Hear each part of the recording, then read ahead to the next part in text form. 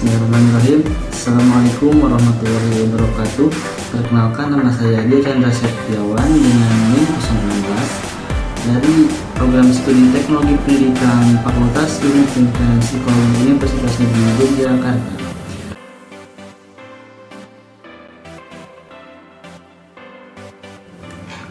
Mata kuliah belajar mandiri adalah mata kuliah yang mempelajari di mana individu mengambil inisiatif dan tanggung jawab penuh atas pembelajarannya. Konsep ini menekankan pada kemampuan individu untuk merencanakan, melaksanakan, dan mengevaluasi pembelajarannya tanpa tergantung pada bimbingan atau pengawasan eksternal.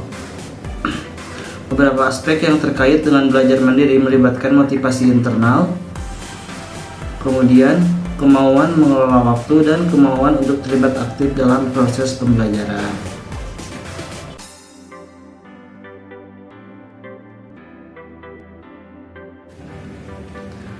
Pada bagian materi pertama, saya akan menjelaskan tentang piramida garis kontinum, pedagogi, andragogi, hudagogi, serta bagaimana ketiganya terkait dalam konteks pembelajaran bahasa Melayu.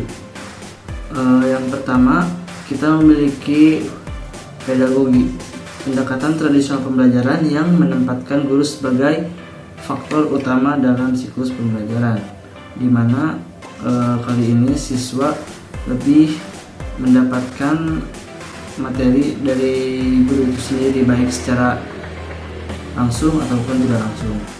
Yang selanjutnya ada tingkatan andragogi. Di sini pembelajar dewasa memiliki peran aktif dalam pembelajaran mereka sendiri. Selanjutnya ada tingkat tertinggi, yaitu adalah hudagogi, di mana pembelajar memimpin pembelajaran mereka sendiri. Jadi dalam konteks ini pembelajaran dari mulai strategi pembelajaran, kurikulum, mencari materi dan segala suatu hal itu dilakukan mereka seperti apa yang mereka inginkan. Dalam pembelajaran bahasa Melayu, ketiganya saling terkait. Awalnya guru memimpin dengan pedagogi, lalu dengan andragogi, pembelajar dewasa dapat lebih aktif terlibat, dan akhirnya dengan hudagogi, pembelajar dapat lebih mandiri, dapat menyesuaikan pembelajaran sesuai kebutuhan mereka, memperkaya keterampilan bahasa Melayu mereka. Itulah dia struktural dari piramida garis kontinum pedagogi, andragogi, dan hudagogi dalam konteks pembelajaran bahasa Melayu.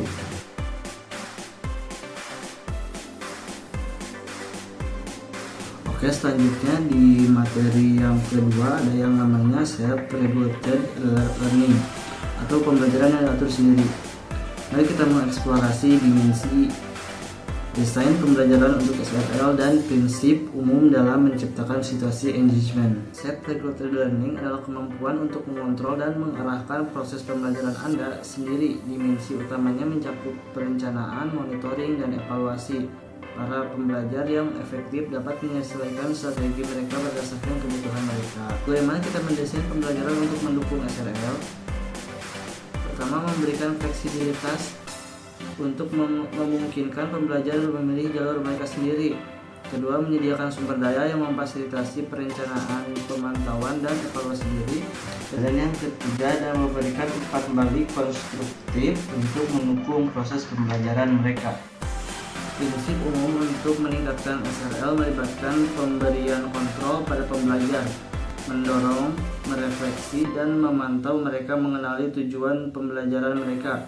Situasi engagement menciptakan lingkungan yang menarik, memicu rasa ingin tahu, dan memberikan tantangan yang sesuai dengan tingkat keterampilan pembelajar. Jadi, dalam menggali konsep self-regulated learning, kita memahami pentingnya memberikan pembelajar kontrol mendesain pembelajaran yang mendukung SRL dan menciptakan situasi engagement yang merangsang.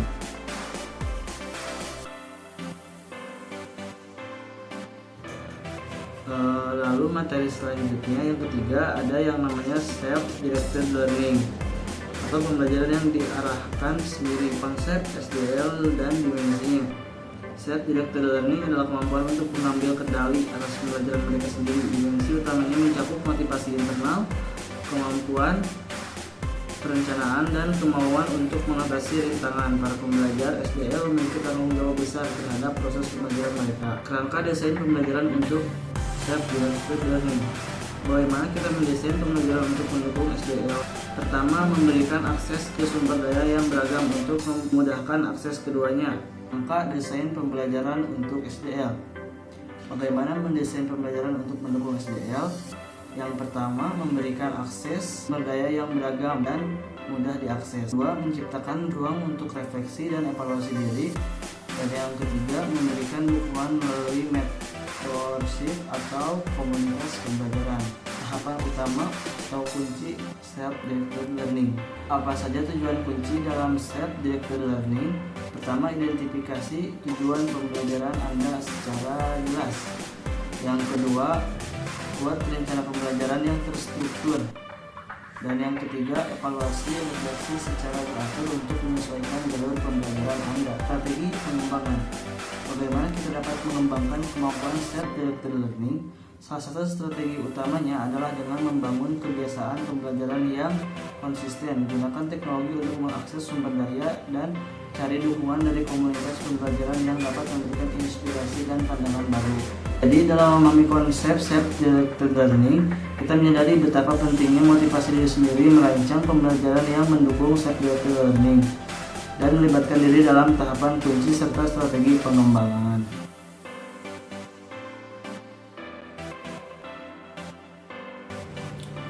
Self-determined learning merupakan konsep pembelajaran yang memberikan kebebasan kepada peserta didik untuk mengatur dan mengontrol proses pembelajaran mereka sendiri dan memilih materi yang ingin dipelajari, menentukan waktu dan tempat belajar, mengevaluasinya sendiri. Dimensi dari self-determined learning antara lain self-directedness, personalisasi, bebas memilih, fleksibilitas kapan saja dan di mana saja, dan teknologi sebagai alat bantu seperti contohnya video, aplikasi, atau berbagai website pembelajaran. Self-determined learning merupakan pedagogi, yaitu pembelajaran yang kau sendiri. Konsep penting dalam pedagogi adalah developed learning, di mana peserta didik tidak hanya mempertimbangkan masalah, tindakan, dan hasil, namun keyakinan dan tindakan mereka yang mempengaruhi keyakinan mereka.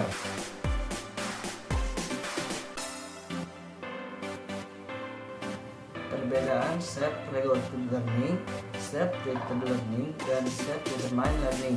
Yang pertama ada self-regulated learning, yaitu diatur kemampuan untuk mengendalikan, mengawasi, dan mengatur proses belajar secara sadar. Yang kedua ada self-directed learning, diarahkan menekankan pada kemandirian dalam memilih sumber belajar, metode pembelajaran, dan menyelesaikan tugas. Yang ketiga ada self-directed learning, ditentukan memberikan kebebasan kepada peserta didik untuk mengatur dan mengontrol proses pembelajaran mereka sendiri. Jadi perbedaan utama antara ketiga konsep ini adalah tingkat kontrol fokus pada kemampuan diri dan motivasi intrinsik dalam proses pembelajaran. Self-regulated learning lebih fokus pada pengetahuan diri dalam pembelajaran, sedangkan self-directed learning lebih tentang otonomi dalam pembelajaran. Dan self-directed learning menggabungkan aspek kemandirian dengan motivasi yang kuat dan tujuan pribadi.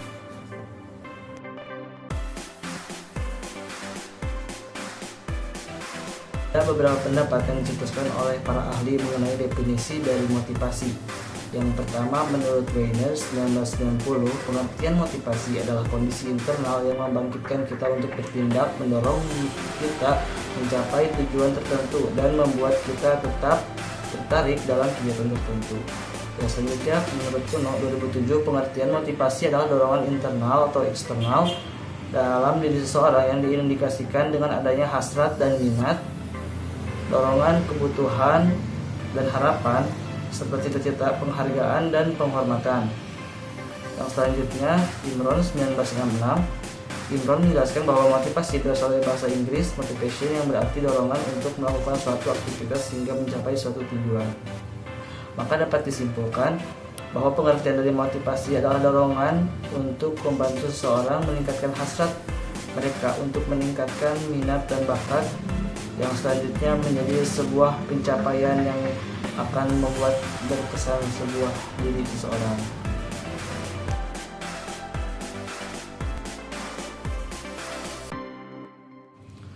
Pembelajaran jarak jauh adalah pembelajaran yang berlangsung secara daring karena terpisahnya guru atau pendidik dan peserta didik, yang dimana hal ini memerlukan kemandirian peserta didik dan dukungan layanan belajar yang memadai. Terdapat 3 aspek utama dalam pembelajaran jarak jauh, yaitu keterpisahan guru pendidik dengan peserta didik, kemandirian, serta layanan belajar. PJJ sebelumnya pernah diterapkan, yaitu dimulai pada tahun 2020, di mana saat itu dunia sedang mengalami COVID-19. Dan secara terpaksa PJJ atau Distance Education harus diterapkan atau dilakukan demi mengurangi penyebaran wabah COVID-19.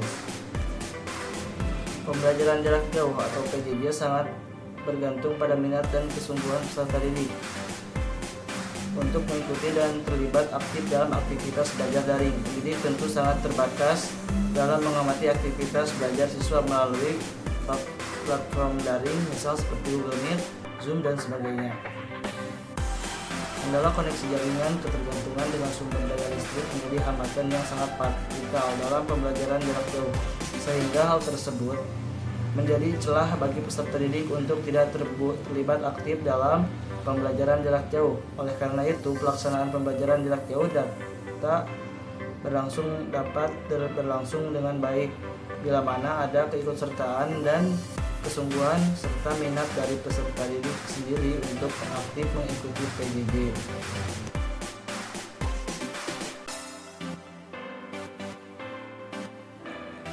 Belajar mandiri akan sangat efektif dan membantu peserta didik dalam belajar jika didukung dengan teknologi yang mumpuni. Nah, apa saja teknologi yang dapat mendukung berbagai pembelajaran mandiri? Yang pertama, ada gadget. Gadget dapat berupa alat yang digunakan untuk mengakses materi-materi pembelajaran seperti handphone, laptop, pen, komputer, dan sebagainya. Yang kedua, ada aplikasi. Aplikasi dapat berupa penyedia layanan bimbel online seperti Ruang Guru, Zenius, dan lain-lain.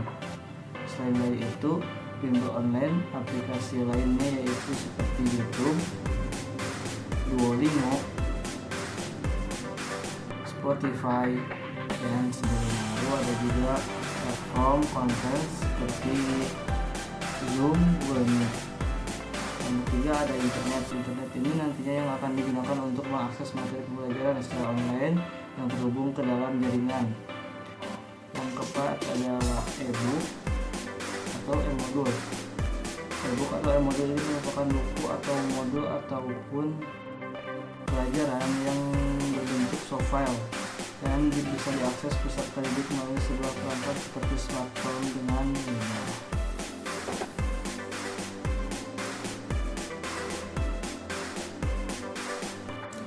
Materi selanjutnya yaitu model-model pembelajaran untuk pengembangan keterampilan belajar mandiri. Apa sajakah model-model pembelajaran yang dapat digunakan untuk pengembangan keterampilan belajar mandiri? Jadi, model-model pembelajaran untuk pengembangan keterampilan belajar mandiri yaitu ada Problem Based Learning atau PBL dan Project Based Learning atau PJBL. Lalu, apa itu PBL dan PJBL? Yang pertama ada PBL, Problem Based Learning atau pembelajaran berbasis masalah, adalah sebuah metode yang mengenalkan siswa pada suatu kasus yang memiliki keterkaitan materi yang dibahas. Yang kedua ada PJBL yaitu Project Based Learning, adalah sebuah metode pembelajaran yang menggunakan proyek kegiatan sebagai media. Metode ini menuntut siswa untuk dapat melakukan eksplorasi, interpretasi, sintesis, dan informasi untuk pengembangan berbagai bentuk hasil belajar.